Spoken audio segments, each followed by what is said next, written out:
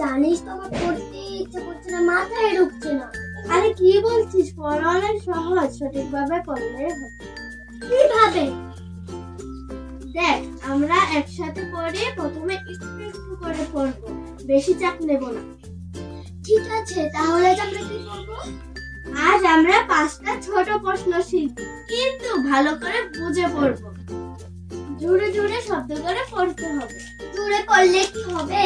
তখন আমরা শুনতেও পাবো, তাই বেশি মনেও থাকবে। আমাদের জাতীয় পাখি ময়ূর, আমাদের জাতীয় ফল আম। আরে এটা তো সত্যিই খুব মজার। দেখলি, চল এখন আমরা একটা ছোট্ট গেম খেলবো। গেম? পড়ার মতো গেম? হ্যাঁ, আমি তোকে প্রশ্ন বলবো, তুই উত্তর দিবি। ওকে, শুরু কর। বলতো, আমাদের মাতৃভাষা কি? আমাদের মাতৃভাষা বাংলা। একদম ঠিক। ইয়েস, আমি পেরেছি। আর তুই আমাকে প্রশ্ন কর। ঠিক আছে, 5 + 5 বলতে কত হয়? 5 + 5 10। আরেকটা কথা, পড়া মাঝে মাঝে রেস্ট নিতে হবে। কতক্ষণ? 10 মিনিট পড়া, 2 মিনিট রেস্ট। তাহলে তো পুরো বোরিংই লাগবে না। একদম ঠিক।